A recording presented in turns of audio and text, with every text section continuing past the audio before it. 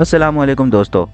एक ऐसे वाक़े के बारे में सोचिए जो इंसानी ज़िंदगी के सबसे पहले फ़साद और गुनाहों का आगाज़ बताता है। एक कहानी जो सिर्फ़ एक शख्स की नहीं बल्कि इंसानों के ईमान और उनकी सबसे अजीम आजमाइश की मिसाल है। आज की इस वीडियो में हम जानेंगे हज़रत शीस अलैहिस्सलाम की हिकमत और सब्र का वो सफ़र जो आपको सोचने पर मजबूर करेगा। यह है वो कहानी जो कुरान, हदीस और रिवायत की रोशनी में दुनिया के पहले गुनाहों का तसव्वुर देती है। शीस अलैहिस्सलाम हज़रत आदम अलैहिस्सलाम के तीसरे बेटे थे। हत्ता के नाम शीस का मतलब भी तोहफ़ा है। शीस अलैहिस्सलाम अल्लाह ताला का वो तोहफ़ा था जो उन्होंने हज़रत आदम अलैहिस्सलाम को उनके बेटे हाबिल की वफ़ात के बाद दिया था। जब नबी शीस अलैहिस्सलाम पैदा हुए तब हज़रत आदम अलैहिस्सलाम की उम्र 130 साल की थी। शीस अलैहिस्सलाम अपने भाई हाबिल की वफ़ात के 5 साल बाद पैदा हुए। शीस अलैहिस्सलाम ना सिर्फ एक नेक इंसान थे बल्कि अल्लाह के नबी और रसूल भी थे। अल्लाह का हज़रत आदम अलैहिस्सलाम पर इतना बड़ा करम था कि अल्लाह ताला ने हज़रत शीस अलैहिस्सलाम को हज़रत आदम अलैहिस्सलाम के अक्स में रखा। हज़रत आदम अलैहिस्सलाम शीस अलैहिस्सलाम को बहुत प्यार करते थे और शीस अलैहिस्सलाम बहुत फरमाबरदार थे। अपने वालिद की हिदायत पर अमल करते और अपने भाइयों और भतीजों को अल्लाह ताला की याद दिलाते। शीस अलैहिस्सलाम के वालिद हज़रत आदम अलैहिस्सलाम उन्हें दिन और रात के वक्त समझाते और आने वाले सैलाब के बारे में बताते। हज़रत आदम अलैहिस्सलाम जब तक ज़िंदा रहे वो लोगों को इन चीज़ों की याद दिलाते रहे क्योंकि उस वक्त और किसी चीज़ की तालीम नहीं होती थी।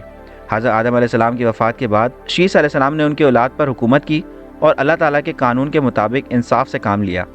उन्होंने अपने इर्द गिर्द के लोगों में इत्तेहाद पैदा किया मगर शैतान अपनी साजिशों से बाज ना आया। और ये भी जानना ज़रूरी है कि अल्लाह ताला के इस नबी का जिक्र कुरान में नहीं आता मगर हदीस में है, जहाँ नबी अकरम सल्लल्लाहु अलैहि वसल्लम ने फरमाया 104 परसे या सफ़े नाजिल हुए और उनमें से 50 हज़रत शीस अलैहिस्सलाम पर नाजिल हुए। शीस अलैहिस्सलाम के इर्द गिर्द के लोगों से ज़्यादा काबिल और उसकी औलाद का इंतशार बढ़ता गया। हम सब काबिल और हाबिल के वाक़यात के बारे में जानते हैं जिसका जिक्र हमने अपनी पिछली वीडियो में किया था और हम काबिल के किरदार से भी वाकिफ़ हैं। काबिल ने ज़मीन पर सबसे पहला और बड़ा फसाद किया। वो नाफरमान था और उसकी शख्सियत में लालच और घमंड भी था। वो नाफरमान शख्स था जो किसी के साथ निभाना नहीं जानता था और उसी के सबब उसने बाकी सब लोगों से अलग होकर किसी दूर जगह चले जाना बेहतर समझा। काबिल अपनी जुड़वा बहन के साथ चला गया जो उसके लिए हराम था और अपने घर से दूर भाग गया। हज़रत आदम अलैहिस्सलाम की बाकी औलाद जिनमें हज़रत शीस अलैहिस्सलाम भी शामिल थे पहाड़ों की जगह पर रहते थे और काबिल अपने घर वालों को और औलाद को वादियों और समंदर की तरफ लेकर चला गया जहाँ वो और उसकी नस्लें अपने रंग में ढल गईं। आखिरकार शीस अलैहिस्सलाम को अल्लाह ताला की तरफ से एक हुक्म दिया गया। ये उनकी शरीयत का हिस्सा था कि काबिल के लोगों से किसी भी तरह का रब्ता करना मना है जो दूसरी तरफ चले गए हैं। उन्होंने इस हुक्म को माना और उन लोगों से मिलने से बच गए। अब शैतान ने अपना काम शुरू किया। शैतान चाहता था कि वो इंसानों को गुनाह करना सिखाए, तो उसने फैसला किया कि वो मर्दों को अपनी चाल में फंसाएगा। लेकिन उसे पता था कि शीस अलैहिस्सलाम के साथ जो लोग हैं वो उसे पहचान लेंगे। क्योंकि वो शैतान को जानते थे तो शैतान ने अपनी शक्ल एक हसीन जवान के रूप में बदल ली और काबिल के लोगों के पास चला गया ताकि वो उनको झूठ बोल सके कि वो शीस अलैहिस्सलाम के लोगों से तंग आकर उनकी तरफ आया है। एक रिवायत के मुताबिक एक खास निशानी थी जो शैतान ने काबिल के लोगों को दिखाई कि मैं हज़रत शीस अलैहिस्सलाम के कबीले से आया हूँ। काबिल के लोगों के मर्द इतने खूबसूरत नहीं थे लेकिन उनकी औरतें बहुत हसीन होती थीं, जबकि हज़रत शीस अलैहिस्सलाम और उनके लोगों में मर्द बहुत हसीन थे लेकिन औरतें इतनी हसीन नहीं थीं। शैतान एक हसीन मर्द बन के काबिल के लोगों में गया और एक लोहार के पास नौकरी मांगी। उसने कहा कि उसे काम की ज़रूरत है और वो उनके साथ काम करना चाहता है। उन लोगों ने देखा कि वो एक अच्छा शख्स लगता है तो उन्होंने काम दे दिया। शैतान लोहे का काम करता था और बहुत मेहनत से काम करता था। उसने एक बांसुरी डिज़ाइन की। जब उसने बांसुरी बनाई और बजाई तो लोग इसकी आवाज़ को सुनकर हैरत में पड़ गए क्योंकि उन्होंने ऐसी आवाज़ कभी नहीं सुनी थी। अब उसने एक छोटी सी ड्रम बनाई और उसे बजाया और लोग आकर देखने लग गए कि ये कैसी आवाज़ है। उसने एक बगल बनाई और उसमें फूंक मार के आवाज़ निकाली जो लोगों के लिए नई तरीके की थी, तो लोग उसे बहुत मुतासिर हुए और कहने लगे ये लोग हमसे ज़्यादा ज़हीन हैं, उन्होंने ज़्यादा तरक्की की है। वो लोग खुश हुए और धीरे धीरे अल्लाह ताला के हुक्म को भूलने लगे। और दूसरी तरफ शीस अलैहिस्सलाम अपने लोगों को हमेशा याद दिलाते रहते कि क्या सही है और क्या गलत है। मगर शैतान ने लोगों को बुराई और गुनाह करने के तरीके सिखाए। जब शैतान ने बांसुरी बजाई और लोगों को उसकी आवाज़ अच्छी लगी तो लोग अपने जिस्म को उसकी आवाज़ पर हिलाने लगे। जब लोग म्यूजिकल इंस्ट्रूमेंट को सुनते हैं तो जितना सुनते हैं उतना उनका जिस्म रिएक्ट करता है। यही काम उस वक्त भी हुआ। लोगों ने डांस करना शुरू कर दिया। इस तरह म्यूजिकल इंस्ट्रूमेंट की शुरुआत हुई और शैतान ने इनको इस्तेमाल करते हुए लोगों को अपने काबू में कर लिया। शैतान ने एक ख़ास दिन तय किया کہ ہفتے کی شام جس میں یہ سب لوگ جمع ہوتے، اس کی آواز سنتے اور حقیقتاً پارٹی کا ماحول بناتے۔ اور یہ ہفتے کی شام کا کلچر آج تک چلتا آ رہا ہے۔ اور جب تک یہ سب ہوتا رہا، کچھ شیس علیہ السلام کے جوانوں کے پاس بھی شیطان آیا اور ان کے ذہن میں شک پیدا کرنے لگا۔ اس نے انہیں اللہ تعالیٰ کی شریعت کے بارے میں سوال کرنے پہ مجبور کیا۔ وہ سوچنے لگے، کیوں ہمیں اپنے کزنز، ریلیٹیو یا رشتہ داروں سے ملنے سے منع کیا گیا ہے؟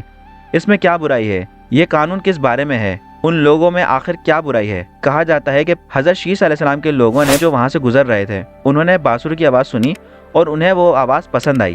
وہ اس آواز کی طرف چل دیے کیونکہ انہیں پتہ نہیں تھا کہ وہ کہاں جا رہے ہیں۔ جب وہ لوگ وہاں پہنچے تو انہوں نے اس جگہ کی عورتیں دیکھیں۔ کچھ لوگوں نے فیصلہ کیا کہ وہ دیکھ کر آئے کہ وہاں کیا ہو رہا ہے، کیونکہ انہوں نے سنا تھا کہ وہاں کچھ عجیب ہو رہا ہے۔ تو وہ پہاڑوں سے نیچے آئے اور دور سے دیکھنے لگے۔ ان کا ارادہ برائی میں شامل ہونے کا نہیں تھا، مگر وہ اس طرف کھینچے چلے گئے۔ انہوں نے دیکھا کہ سب لوگ ناچ گا رہے ہیں، اور کیا دیکھا کہ بہت حسین عورتیں تھیں۔ تو وہ اور قریب چلے گئے، اور جب وہ قریب گئے تو انہیں دیکھ لیا گیا، اور یہ بھی دیکھا گیا کہ وہ بہت حسین مرد تھے۔ عورتیں تبرج میں شامل ہونے لگیں۔ اب تبرج کا مطلب یہ ہے کہ اپنی خوبصورتی دکھانا اور ایسے کپڑے پہننا جو دوسروں کو اٹریکٹ کریں۔ یہ پہلی بار تھا جب شیطان نے انہیں یہ سکھایا۔ مرد اور عورتیں میوزک کے ذریعے ایک دوسرے کے ساتھ ملنے لگے۔ وہ ایک دوسرے کے ساتھ گھلنے ملنے لگے، اور اس کا نتیجہ مرد اور عورتوں کے اندر بایولوجیکل اور نیچرل ری ایکشن شروع ہونے لگا۔ شیطان اپنا کام کر رہا تھا، اور فری مکسنگ بنا کسی باؤنڈری کے شروع ہو گئی، اور عورتوں اور مردوں کا ملنا جلنا بنا کسی رکاوٹ کے شروع ہو گیا۔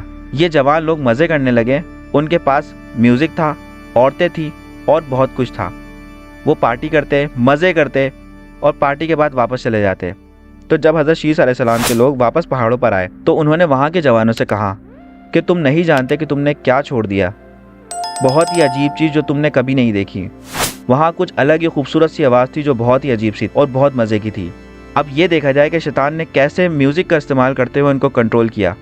جب ہم میوزک سنتے ہیں تو ہم دنیا اور آخرت سب کچھ بھول جاتے ہیں۔ پھر یہ لوگ واپس اور زیادہ بڑے مردوں کے گروپ کو لے کر واپس قابل کے قبیلے میں نیچے وادی میں گئے، اور یہ لوگ آہستہ آہستہ بڑھتے چلے گئے۔ جب ہفتے کے دن پارٹی ہوتی تو حضرت شیس علیہ السلام کے لوگ چپکے سے دوسری طرف جاتے اور گناہ میں شامل ہوتے، اور اسی وقت زنا کا آغاز ہوا۔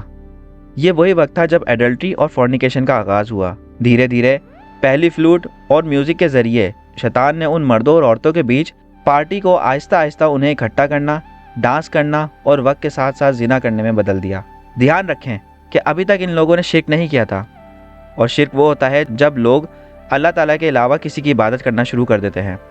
لیکن دھیرے دھیرے ابلیس انسانوں کو اپنی چالاکیوں اور ٹرکس کے ذریعے دوسرے اور تیسرے اور چوتھے لیول پر لے گیا، اور اسی وجہ سے قرآن میں کہا گیا ہے، اور یہ لوگ جو ایمان والے ہیں شیطان کے پیچھے مت چلو۔ جو لوگ شیطان کے قدموں کے پیچھے چلتے ہیں اصل میں وہ انہیں بےہودگی اور غلط کام سکھاتا ہے، اور اللہ کا فضل اور اس کی رحمت تم پر نہیں ہوتی۔ تم میں سے کوئی بھی کبھی پاک نہیں ہوتا، مگر اللہ اسے پاک کرتا ہے جس کو وہ چاہتا ہے، اور اللہ سب سنتا ہے اور سب جانتا ہے۔ شیطان بہت تیز ہے، وہ جانتا ہے کہ انسانی دماغ کیسے کام کرتا ہے۔ اس نے سوچا کہ وہ شرک ابھی نہیں کر سکتا کیونکہ ابھی بہت جلدی ہے، یہ لوگ نئے ہیں اور اس کی چالاکیوں کو سمجھ لیں گے۔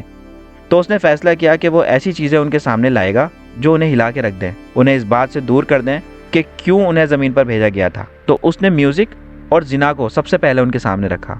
اس وقت شیس علیہ السلام لوگوں کو روک رہے تھے، حکم دے رہے تھے اور نصیحت کر رہے تھے، لیکن ان لوگوں پر کچھ اثر نہ ہوا۔ جب ان کی موت کا وقت آیا تو شیس علیہ السلام نے اپنے سب سے شریف بیٹے اینوس کا اپنا گدی نشین بنایا، جو ان کا کام ان کے بعد پورا کر رہے تھے۔ اس کے بعد انہوں نے اپنا گدی نشین اپنے بیٹے کینان کو بنایا اور انہیں اپنی ذمہ داری سونپ دی۔ پھر انہوں نے اپنی ذمہ داری اپنے بیٹے مہلائیل کو دی، جنہوں نے ان کی ذمہ داری بہت بخوبی سنبھالی۔ پرشینز کا کہنا ہے کہ مہلائیل 7 علاقوں کا بادشاہ تھا، اور یہ وہ پہلا شخص تھا جنہوں نے درخت کاٹ کے بڑے بڑے شہر اور محلات بنائے۔ کہتے ہیں کہ وہ بیبیلون جو کہ عراق میں موجود ہے اور سوس کے شہر بنائے۔ اس نے ابلیس اور اس کی فوج کو ہرایا، اس نے شیطان کے خلاف جنگ کی اور ان کو پہاڑوں اور دور دراز علاقوں میں بکھیر دیا، اور اس نے کہیں جنات کے ساتھ بھی لڑائی کی اور ان کو مار گرایا۔ مہلائیل کی حکومت اپنے باپ کے بعد 40 سال تک رہی۔ جب ان کی موت ہوئی تو ان کا کام ان کے بیٹے یرد نے سنبھالا، اور جب یرد کی موت ہوئی انہوں نے اپنے بیٹے ادریس علیہ السلام کو ذمہ داری دی، اور قرآن میں ان کا ذکر ادریس علیہ السلام کے طور پر ہوتا ہے۔ اس طرح انسانوں نے میوزک، زنا اور گناہ کے راستے کو چنا اور شیطان کے قدموں پر چلنے لگے، لیکن شیس علیہ السلام اپنے آخری دم تک انصاف اور ایمان کا پیغام دیتے رہے۔ ان کے بعد ان کی اولاد نے ان کی ذمہ داریاں سنبھال لی और अल्लाह ताला के हुक्म के मुताबिक ज़िंदगी गुजारते रहे। तो दोस्तों, ये कहानी एक गुफ्तगू नहीं है, बल्कि ये हमारे लिए एक मिसाल है कि कैसे शैतान इंसानों को धीरे धीरे फसाद और फितने की तरफ ले जाता है। तो हम अपने ईमान की हिफाजत कैसे कर सकते हैं, ये कहानी हमें सोचने पर ज़रूर मजबूर करेगी। अगर वीडियो पसंद आई तो लाइक करें और चैनल को सब्सक्राइब करें। मिलते हैं इस तरह की अपनी अगली वीडियो में। अपना ढेर सारा ख्याल रखिएगा। अल्लाह हाफिज़।